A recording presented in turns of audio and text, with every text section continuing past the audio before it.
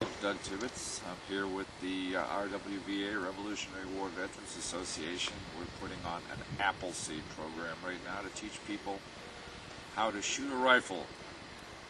Our heritage was as a nation of riflemen. We're trying to bring back that heritage and teach people a little bit about our founding history. We're in the Villa, Texas right now. They're beginning down on the line. They've gone through their safety procedure. The safety procedure basically is keep your rifle pointed, muzzle pointed in a safe direction at all times. The rifle is unloaded until given a load command. Keep your finger off the trigger until your sights are exactly on the target that you wish to hit. And everyone is a safety officer. Make sure everyone around you is following the rules. If they're not following the rules, mention it. Don't keep quiet. Absolutely mention it. Safety is the #1 priority here. Always safety. Safety first. Keep that muzzle pointed in a safe direction at all times. If you have an accidental discharge, you point it away from people, it's all right. Point it at somebody, it's not all right. Keep it in a safe direction. And like I say, they're down here now getting ready to shoot. And if you hear noise in the background, that's these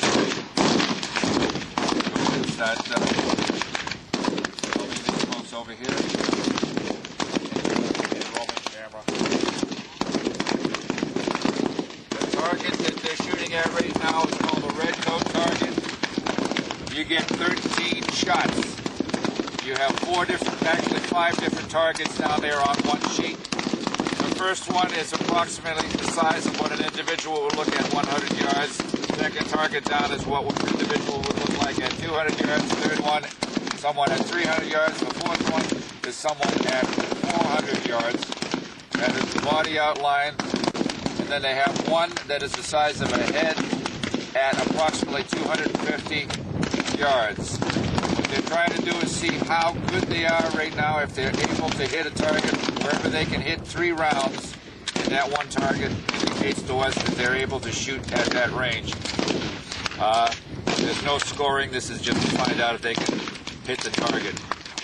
If not, then we're going to go to what we call a sighting in target, which has 1 inch square, and they have to get within 8 MOA, which is 8 inches, at 100 yards before we even move the sights. We want to make sure that you're absolutely where you are. It's not the rifle, or it's not you, it's the rifle, and we change the rifle.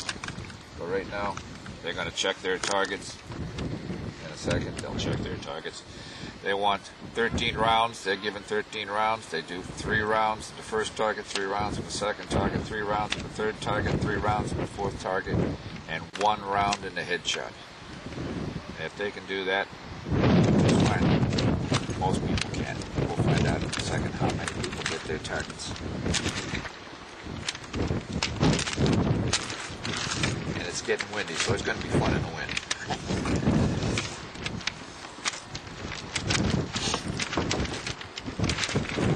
Here we have one person in charge of the entire line. He's called the range officer. He's the one that gives or yells out the commands. He'll ask if you're ready on the right, are you ready on the left? If the people who are the line safety officers, one on each end of the line, say, yes, we're safety, we're all set, we're ready to go, we're already on the line, then he'll give the command to load and fire. Okay? Make sure that you're all set. Safety is a priority. They go through I guess safety over is and over and over and over. And every person becomes a safety officer. If you see anyone doing anything that's unsafe, mention it. Don't keep it to yourself. Mention it. We want safety to be #1 priority. And it's going to be going on all weekend long. We keep reminding them over and over and over, and by the end of the weekend it becomes second nature. Got a real good group safety, here. Safety is #1 priority. I can tell how they're responding. They're not. They're very cautious. We've had police officers come here thinking that they could hit these targets. You know, going to clean up the targets. It takes them 3 or 4 days before they can actually do it. So it's not quite as easy as some people think. Those who say that I know how to shoot and I'm a good marksman. If you can do it, you can get your money back. Very few people do it. Very few people get their money back. But if you can hit a rifleman's score your first time out, not a problem. You do get your money back, and then we ask you if you'll help us become an instructor. That would definitely help, because we're expanding. We actually have fewer people here, fewer of our instructors here, because we've had to spread them all over the country. We've got Texas being represented in a number of states. I think Utah. We've got them in California. We've got them in Florida. We've got them all over the country helping out at other shoots where they didn't have sufficient number of instructors. So here in Texas, we've actually got more than most, so we've spread out some of our instructors to other locales to help during this weekend. Yeah, this is a tremendous program.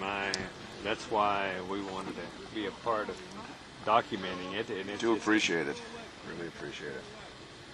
But we're trying. Don't kill people. People kill people. A gun is a tool. I can take a hammer and smash somebody in the head. Are they going to ban all hammers? Are they going to have hammer registration? I don't think so. Well, more people drown in their swimming pool than are shot every year by accident. Okay? That's just like anybody that's against guns should put a sign in their front yard to say this is a gun-free zone. Well, it's a gun-free zone because of people who have guns. Those who have the right, which everyone does, it's a God-given right. It's not an unalienable right that cannot be taken away, cannot be given away, cannot be transferred in any way, shape, manner, or form. It's yours from the second you start breathing to the second you stop breathing. You have that right to self-preservation. And there are many that believe that you actually begin that right at conception.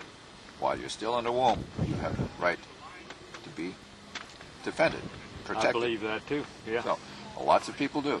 But you have that unalienable right. That is a God-given right, cannot be taken away. God created man.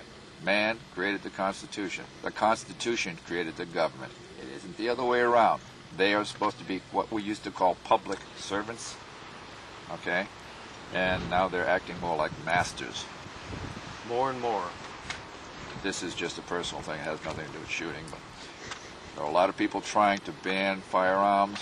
Once they do that, you've got a major problem, because that's when they start eliminating people. That's what the Nazis did before they went to the termination camps, the concentration camps. Every nation who has disarmed their population in the last century, most of them became tyrannical and actually ended up massacring their populations.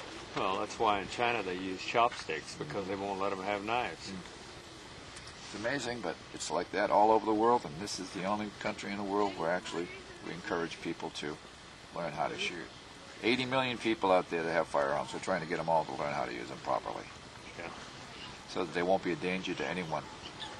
They can enjoy the sport. It is a sport. It's about 400 million firearms themselves. I mean, individual I don't firearms. know how many there are, but we get 80 million gun owners. Many of them own quite a number. I know one individual owns several hundred of them. I don't collect that many. I have a few. Yeah, I can't afford that many. You'll see various types of rifles here. You can use anything with 22. You can use AK-47, SKS, 303 Enfield. You can use the 308, which is an M1A. Put that guy there. Bringing their equipment down. It gets interesting. You can find a lot of different rifles. We had one fella came in with bolt action, Egyptian bolt action Mauser, and in 2 days scored rifleman, which is 210 or higher, with a bolt action. The fella that is in this gentleman right here that owns the property, he does a bolt action. He got 30 rounds in a 1-inch square. Not bad. Well, not bad. Bolt action with is a bolt more action. accurate. That's what the snipers use. Yeah, well, you actually move a little bit faster getting the rounds out. It's not a semi-automatic, it's bolt action. Yeah. And he has to reload, so 30 rounds. You've got them all in a 1-inch square. So we have some highly talented people here doing this instruction work. He's the owner of the property. One of the owners. Yeah, this is quite a location. And he volunteered the property so that we could help to teach people. If anyone should know of any other ranges in the state of Texas that would be willing to do this, we'd be more than happy to come down, talk to them, check the property out, and perhaps set up another AppleSeed in that area. We want to get 4 or 5 different locations in Texas. We've got a big state. A lot of people don't want to travel this far. And if we can find other locations, people not having to travel as far with the price of gas, we'll get more people showing up. get down in the Houston area and one down in the Corpus area. Yep. We've got people from Oklahoma coming down here. We usually have people from Indiana coming down here and helping out, but they've got 2 or 3 programs going on. Yeah, well, at least one in Indiana. But this is the big weekend. It's a nationwide program. Will help you. His off trigger hand foot spread is laying flat, and you can see that some people like to put it on the point of their toes, but we recommend point it down and get as much into contact with the ground as possible, because even little movements, if you watch when he puts his toes on the ground and moves, watch the muzzle of the rifle when he moves that rear foot. He can make elevation changes. You can do that way, but if you're doing it unintentionally, again, your groups will show it.